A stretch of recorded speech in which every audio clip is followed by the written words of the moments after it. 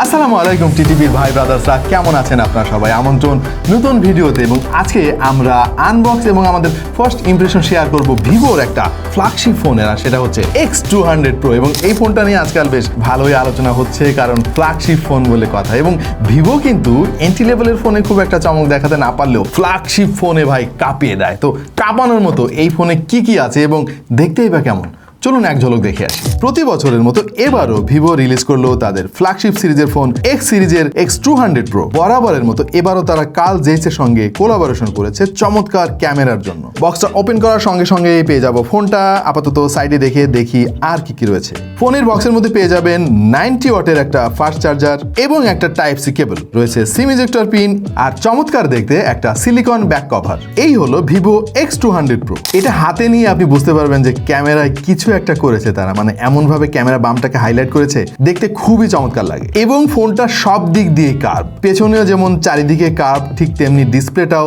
চারিদিকে কার্ভ করেছে এবার তারা। কিছু কিছু ফোন আছে আপনি হাতে নিয়ে আসলে বুঝতে পারবেন না যে এটার দাম অনেক বেশি নাকি, কারণ আজকাল এন্ট্রি লেভেলের ফোনগুলোর ডিজাইন কিন্তু অনেক চমৎকার থাকে। বাট ভিভো X200 Pro, ও মাই গড, এই ফোনটা হাতে নিয়ে ভাই আপনাকে বোঝায় বলা লাগবে না যে এটা অনেক দামি একটা ফোন।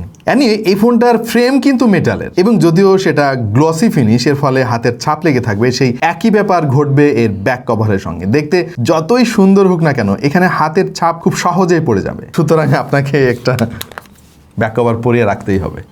এইরকম রাউন্ড শেপের ক্যামেরা বাম্প কিন্তু আমরা ইদানিং অনেক দেখতে পাচ্ছি ফ্ল্যাগশিপ ফোনেও। Xiaomi 14 Ultra ফোনেরও কিন্তু এরকম similar type of round shape camera bump রয়েছে। বাট এটা ভাই অন্য লেভেলের, এটা আপনি হাতে না ধরলে কখনোই বুঝতে পারবেন না। তবে এটার ওয়েট ব্যালেন্স ভাই ঠিক নাই, সামনের দিকে একটু বেশি ভারী, আপনাকে একটু সাবধানে ব্যবহার করতে হবে।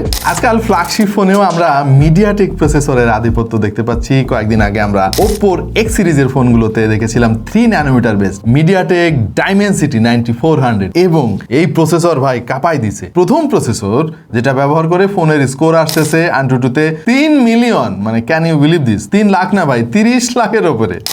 ইনিশিয়ালি আমরা এই ফোনের AnTuTu টেস্ট করেছি এবং স্কোর এত পাই নাই। কেন পাই নাই আসলে জিনিসটা নিয়ে একটু গবেষণা করা দরকার। আমরা ফুল টেস্টিং এ আপনাদেরকে আরো ডিটেইলে জানাবো। সেই সাথে এর ডিসপ্লে ভাই রে ভাই, মানে এটা হচ্ছে এই মুহূর্তে পৃথিবীর অন্যতম সেরা একটা ডিসপ্লে তারা ব্যবহার করেছে। LTP AMOLED 1 billion colour support করবে, 120 Hz রিফ্রেশ রেটও আছে, HDR10 সাপোর্ট, ডলবি ভিশন, আর কি চান আপনি। 4500 নিটস হচ্ছে এটার পিক ব্রাইটনেস। সাইজটা বেশ কম্প্যাক্ট, 6.78 ইঞ্চি, এবং এটার বেজেল খুবই ন্যারো এবং একেবারেই সিমেট্রিক্যাল। এটা হাতে নিয়ে আপনার মনে হবে একটা ডিসপ্লে আপনি ধরে আছেন, আর কিচ্ছু নাই। আউট অফ দ্য বক্স এই ফোনে আমরা পেয়েছি Android 15 এবং সেই সঙ্গে Origin OS 5। চাইনিজ ভেরিয়েন্টের ভিভো ফোনগুলোতে থাকে Origin OS, যেটা জোস ভাই, মানে একটু অন্যরকম। আপনি নর্মাল গ্লোবাল ভার্সনের যে ফান্টাস OS তার সঙ্গে অনেক অনেক পার্থক্য রয়েছে। টু বি ভেরি অনেস্ট, আমার কাছে এই Origin OS-টাই কিন্তু বেশি ভালো লাগছে। যদিও মোরালেস এটাও ভাই আইফোনের সঙ্গে মিল রেখে করা হয়েছে, বাট খারাপ না, বেশ লাইট ওয়েট এবং খুবই কম্প্যাক্ট। তবে প্রচুর প্রচুর ব্লটার আপনি এতে পেয়ে যাবেন, যেগুলো চাইলে আপনি আনইনস্টল করতে পারবেন। তবে চাইনিজ ভেরিয়েন্ট হলেও এই ফোনে প্লে স্টোর থেকে শুরু করে অন্যান্য গুগলের সার্ভিস ব্যবহার করতে খুব একটা সমস্যা আমাদের হয় নাই। ইভেন প্লে স্টোর থেকে আমরা প্রচুর প্রচুর অ্যাপ ডাউনলোড করেছি, টেস্টিং ফেস্টিং চলবে এবং ফুল রিভিউতে আপনাদেরকে আরো অনেক ডিটেইলে জানাবো। ধন্যবাদ আমাদের আজকের স্পন্সর টেক অ্যান্ড টক বিডিকে। টেক অ্যান্ড টক বিডি হচ্ছে বসুন্ধরা সিটির অন্যতম জনপ্রিয় একটা শপ। যাদের এক্সক্লুসিভ ফোন দরকার, রেয়ার কালেকশন দরকার এবং ইনট্যাক্ট দরকার, হ্যাঁ দাম একটু বেশি হলেও আপনার ভাই ভালো জিনিসটাই দরকার, তাদের জন্য কিন্তু টেক অ্যান্ড টক হতে পারে অন্যতম সেরা একটা চয়েস। আর এটার দাম যদি জিজ্ঞেস করেন ভাই, আমাকে লজ্জা দিয়েন না, কারণ এই মুহূর্তে এই ফোনটার দাম বেশ ভালোই চড়া। সো যাদের কেনার প্ল্যান আছে তারা একটু ওয়েট করতে পারেন, আর যদি ওয়েট করতে না পারেন তাহলে টেক অ্যান্ড টক বিডির সঙ্গে আলাপ টালাপ করে এটার বর্তমান দাম জেনে নিতে পারেন। তারপরেও এটার আপাতত দাম কত আছে আমি ডিসক্রিপশনে লিখে দেওয়ার চেষ্টা করবো। এই ফোনটার বেশ কিছু মেমোরি ভেরিয়েন্ট পাওয়া যাবে, আমাদেরটা 12256 ভেরিয়েন্টের, তার মানে বেস ভেরিয়েন্ট এটা। আর এখানে ব্যবহার করা হয়েছে UFS 4.0 স্টোরেজ, যেটা খুবই ফাস্ট এবং ফোনের পারফরমেন্স কিন্তু অনেক বেড়ে যায় যদি স্টোরেজটা অনেক ফাস্ট হয়।